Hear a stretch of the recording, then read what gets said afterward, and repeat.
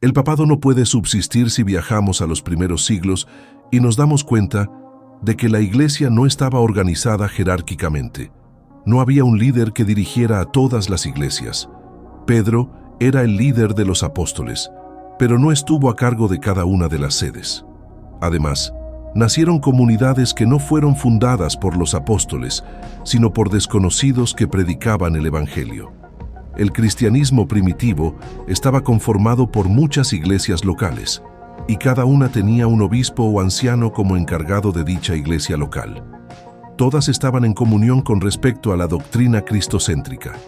El teólogo e historiador Justo L. González, en su libro La historia del cristianismo, página 97, dice: en el caso de Marción se trataba de los escritos de Pablo, en los cuales, después de expurgar toda referencia positiva al judaísmo, Marción creía encontrar el evangelio original. Frente a los gnósticos y a Marción, el resto de la iglesia decía poseer el evangelio original y las enseñanzas verdaderas de Jesús. Por tanto, lo que se debatía era, en cierto sentido, la autoridad de la iglesia frente a las pretensiones de los herejes. En tales circunstancias, el argumento de la sucesión apostólica cobró especial importancia. Lo que este argumento decía era sencillamente que, si Jesús tenía alguna enseñanza secreta que comunicarles a sus discípulos, lo más lógico sería suponer que les confiaría tal enseñanza a los mismos apóstoles a quienes les confió la dirección de la iglesia. Y, si tales apóstoles a su vez habían recibido algún secreto, sería de esperarse que se lo transmitieran, no a algún extraño, sino a las mismas personas a quienes confiaron la dirección de las iglesias que iban fundando. Pero el hecho es que los jefes de las iglesias que en el día de hoy, es decir, en el siglo II, pueden reclamar esa sucesión apostólica, niegan unánimemente que haya habido tales enseñanzas secretas. A fin de darle fuerza a este argumento, era necesario mostrar que los actuales obispos de las iglesias eran sucesores de los apóstoles. Esto no era del todo difícil, por cuanto en varias de las más antiguas iglesias existían listas de obispos que servían para unir el presente con el pasado apostólico. Roma, Antioquía, Éfeso y otras sedes episcopales poseían tales listas. Los historiadores dudan hoy acerca de la exactitud de los datos que esas listas nos dan, pues al parecer en algunas iglesias, Roma entre ellas, no hubo al principio obispos en el sentido moderno, sino que hubo un grupo de varios oficiales que recibían unas veces el título de obispos y otras el de ancianos. Pero en todo caso, sea a través de obispos o de otra clase de oficiales, el hecho es que la iglesia del siglo II podía mostrar su conexión con los apóstoles. Fin de la cita. Los apóstoles, por otro lado, aunque Pedro era considerado líder, los demás apóstoles eran libres de actuar bajo la luz del Evangelio, y cuando cometían errores o se desviaban de la doctrina, eran reprendidos por los demás. Prueba de esto es Gálatas 2, 11, 14, donde Pedro es reprendido por Pablo en público. Algunos teólogos católicos no están de acuerdo con esta supuesta sucesión apostólica. Uno de ellos es Raymond Brown, en su libro Priest and Bishop, Biblical Reflections, página 73, dice: la afirmación de que todos los obispos de la iglesia cristiana primitiva podían remontar sus nombramientos u ordenaciones a los apóstoles carece sencillamente de pruebas. Es imposible remontar con seguridad a cualquiera de los presbíteros obispos a los 12 y solo es posible remontar a algunos de ellos a apóstoles como Pablo. Raymond Brown fue doctor en teología, Baltimore, doctor en lenguas semíticas, Baltimore, licenciado en Sagrada Escritura, Roma, y doctor honoris causa por más de 30 universidades en todo el mundo. Fue miembro de la Pontificia Comisión Bíblica y de la Comisión Fe y Constitución. Información tomada de la página web del editorial Sígueme. Raymond no está de acuerdo en que se deba tomar a la ligera la dicha sucesión, ya que no hay evidencia de que haya existido en realidad. Otro teólogo católico que no está de acuerdo con esto es Francis A. Sullivan, quien dice: Ni el Nuevo Testamento ni la historia cristiana primitiva ofrecen apoyo a una noción de sucesión apostólica como una línea ininterrumpida de ordenación episcopal desde Cristo, pasando por los apóstoles y a lo largo de los siglos hasta los obispos de hoy. Francis A. Sullivan, From Apostles to Bishops, página 31. Recalco de antemano que me equivoqué. La connotación correcta es monárquico.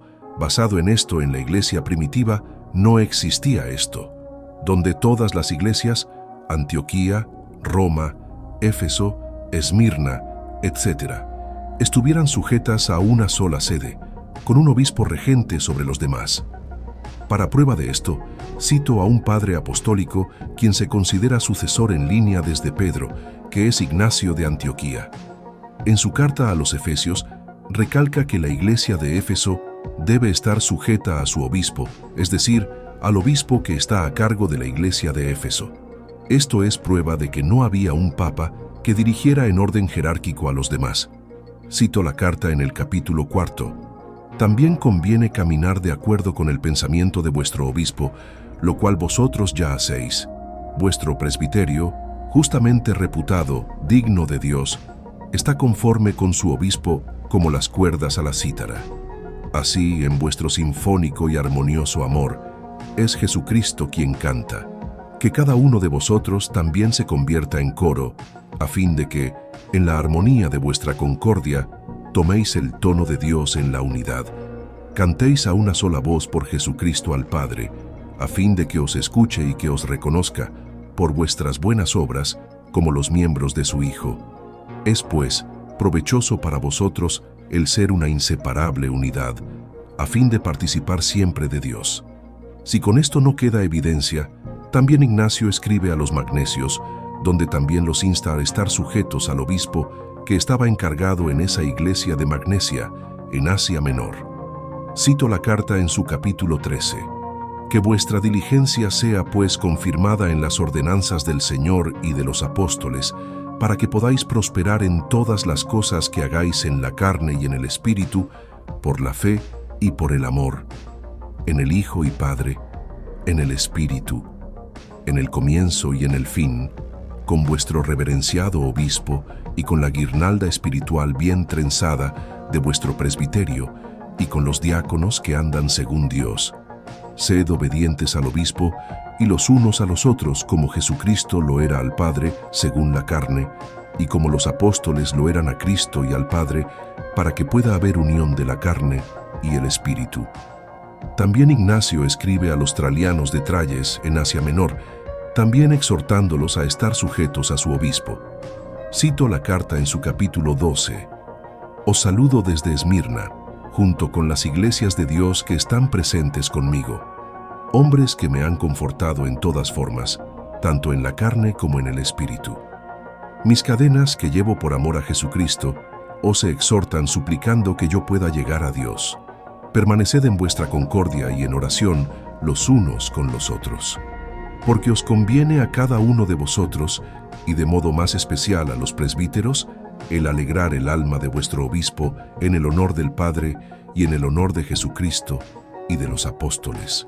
Hay más cartas, pero no las citaré porque será demasiado largo el audio.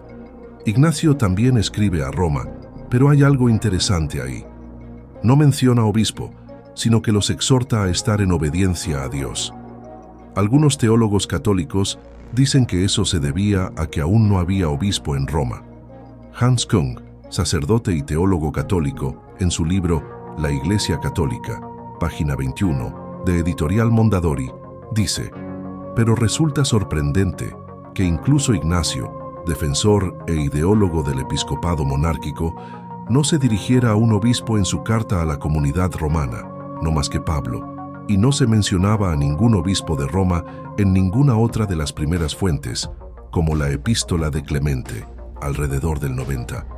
Sin embargo, desde el principio la comunidad romana mostró tener un alto concepto de sí misma y disfrutó del respeto general, no solo porque era la comunidad de la capital imperial, grande, próspera y famosa por su actividad caritativa. Ignacio señalaba que poseía la primacía del amor, sino también porque era la ubicación indiscutible de las tumbas de los dos principales apóstoles, Pedro y Pablo. Sin embargo, la primera relación de obispos de Ireneo de Lyon, padre de la Iglesia del siglo II, según el cual Pedro y Pablo transfirieron el ministerio del episcopos a un tal Linus, es una falsificación del siglo II. Solo puede demostrarse un episcopado monárquico en Roma a partir de la mitad del siglo II, obispo Aniceto.